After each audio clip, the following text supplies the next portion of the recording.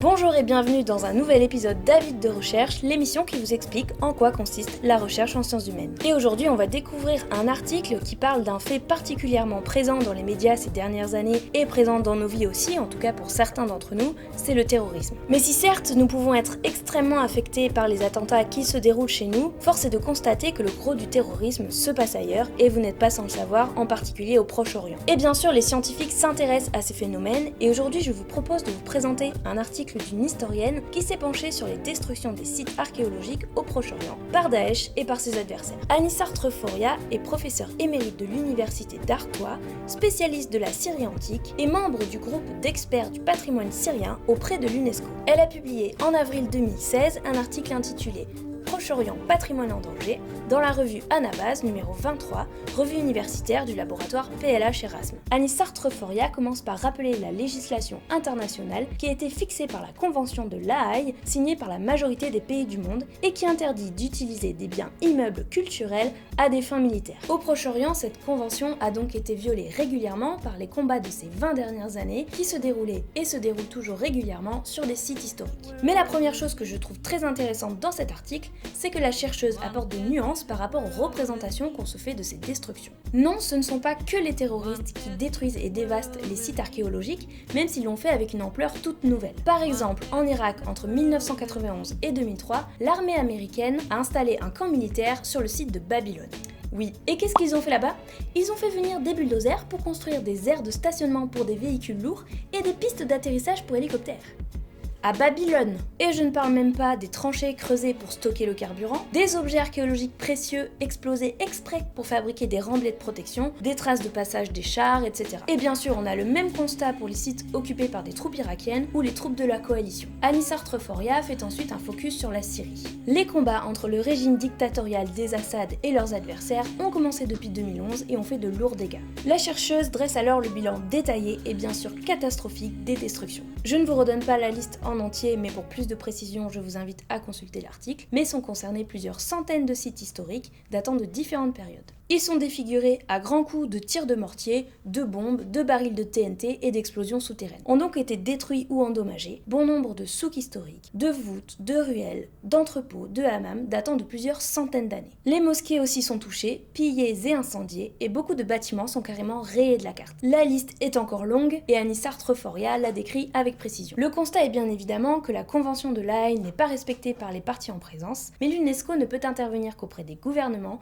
et ne parvient pas à se faire entendre en Syrie. Le conflit étant loin d'être achevé, d'autres destructions sont à prévoir, alors que la Syrie, lieu de passage, carrefour des empires et des peuples du Proche-Orient, concentre sur son territoire un large pan de l'histoire de l'humanité depuis la préhistoire. Dans cette première partie de l'article, l'auteur a donc fait le bilan des dommages qu'on pourrait qualifier de collatéraux survenus lors de batailles ou pendant l'installation des camps. Mais il existe aussi un pillage ou des destructions volontaires qui ajoutent à la destruction de ce patrimoine précieux. On estime que depuis le départ des Américains, 25% des sites de l'Irak ont été détruits par le pillage, qu'il s'agisse de grands sites archéologiques connus ou de plus petits pas encore fouillés. Des bandes organisées arrivent en hélicoptère et se concentrent généralement sur des types d'objets, comme les mosaïques, les bijoux, les statues, les tablettes, qui sont donc des sortes de plaques sur lesquelles on écrivait, ou encore les sauts-cylindres, qui sont des petits cylindres décorés de motifs. Les photos satellites permettent de prendre connaissance de l'ampleur des dégâts et l'on voit que les sites sont défigurés par les trous de fouilles. Dans les sites emblématiques comme Palmyre, on pille les tombeaux et les nécropoles et on emporte tout un tas d'objets comme les bustes funéraires ou les sarcophages et on va éventrer tout ça au bulldozer. Les temples et les palais n'échappent bien sûr pas à la règle et l'on creuse dans ce que l'on appelle les tels. Ce sont des collines artificielles formées par la superposition de ruines d'agglomérations anciennes. Ces collines sont éventrées ou servent de poste d'observation à l'armée et sont joyeusement escaladées par des tanks. Ces objets sont ensuite revendus au marché noir et permettent de financer les conflits. Ce qui est complètement catastrophique aussi, c'est que ces objets, même si on les retrouve un jour, vont perdre leur intérêt car ils ne sont compréhensibles parfois que grâce au contexte dans lequel on les retrouve. Et vous vous doutez bien que les pilleurs ne s'ennuient pas forcément à tout bien consigner. Et puis bien sûr, il y a les fameuses destructions volontaires qui nous ont profondément choqués dernièrement. Encore une fois, il n'y a pas que Daesh qui procède à ces destructions et les motivations ne sont pas toujours religieuses. L'armée du régime Assad Assad est fortement soupçonné de s'être livré plusieurs fois à ce genre de pratique, et le but peut être parfois tout simplement de punir des populations locales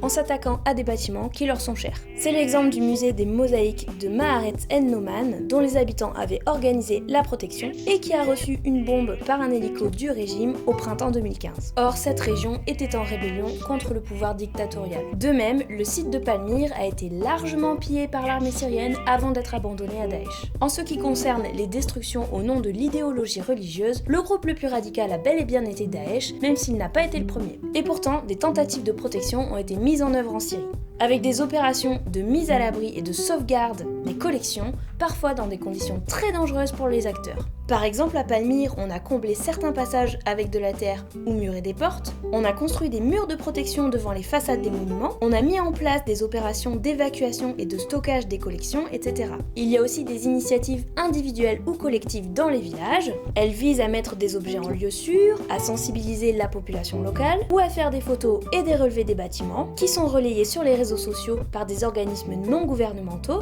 comme l'APSA 2011 et encore d'autres, et qui permettent de compléter les connaissances apportées par les photos satellites. Les grandes maisons de vente aux enchères se sont engagées à ne vendre que des objets dont l'origine est formellement identifiée afin de limiter le trafic d'antiquités volées. En effet, Daesh organise minutieusement ce pillage en délivrant ses propres permis de fouille aux chefs des tribus locales ou en employant ses propres archéologues. Il prélève même un impôt sur la vente de ces objets par les particuliers qui lui permet d'alimenter ses caisses en complément de ce que rapporte déjà le pétrole, le gaz, le trafic de drogue, d'armes et d'esclaves. Et cet impôt représenterait plusieurs centaines de millions de dollars par an. Et bien sûr, toutes les mesures dont on a parlé n'ont pas empêché la disparition de certains objets ou carrément la destruction des plus gros d'entre eux, comme le lion Dalat dans le jardin du musée de Palmyre. Les hommes de Daesh cherchent coûte que coûte à détruire tout ce qui pourrait s'apparenter à une manifestation du polythéisme ou tout ce qui n'est pas rattaché à la période du prophète, ce qui explique aussi la destruction de certaines mosquées ou de lieux saints islamiques. L'opinion publique n'a pris conscience de ce problème que relativement récemment avec le saccage du musée de Mossoul en 2014 où les statues monumentales ont été renversées, détruites à la masse ou explosées à la dynamite. Nous nous rappelons aussi de la destruction au marteau-piqueur du grand taureau ailé de Ninive. Et bien sûr plus récemment c'est le célèbre site de Palmyre qui a été touché par une barbarie sans nom. Palmyre, c'est pas n'importe quoi. C'est l'un des sites les plus emblématiques de la Syrie dont l'origine remonte au moins au 3e millénaire avant notre ère. Le théâtre de la cité antique a servi à une exécution de masse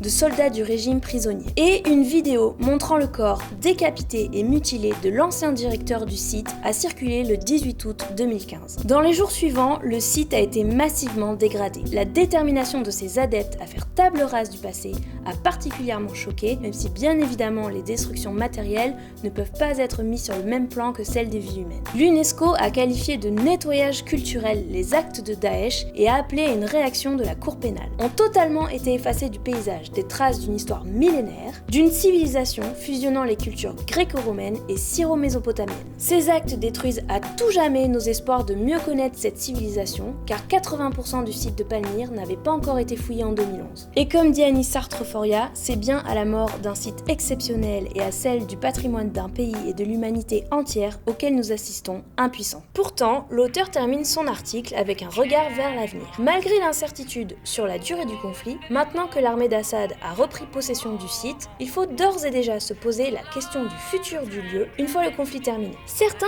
parlent de reconstruire les temples détruits, mais cela est-il vraiment une bonne idée? Est-ce que reconstruire ex nihilo le temple de Bel aurait du sens? Et surtout, cela soulève beaucoup de questions. Si on le reconstruit dans quelle version? Dans l'état de quelle époque? Comme il était en septembre 2015 ou comme il était dans son état d'origine une fois qu'il a été achevé en 175 de notre ère? Est-ce que le site ne va pas devenir une espèce de Disneyland de carton-pâte et signer là définitivement son arrêt de mort? Certes, la communauté scientifique doit lutter contre ce qui se passe aujourd'hui, mais elle doit aussi rester vigilante quant à ce qui pourra subvenir après, à Palmyre et partout ailleurs. Il ne faut pas tomber dans le piège de vouloir effacer au plus vite les traces du désastre et de restaurer hâtivement avec des matériaux inadéquats à coups de parpaing et de béton, comme on l'a déjà vu trop de fois auparavant. Anis Sartre-Foria lance alors un appel pour recevoir et former des archéologues syriens ou irakiens pour constituer un corps d'experts, recevant un enseignement débarrassé des préoccupations nationalistes ou religieuses,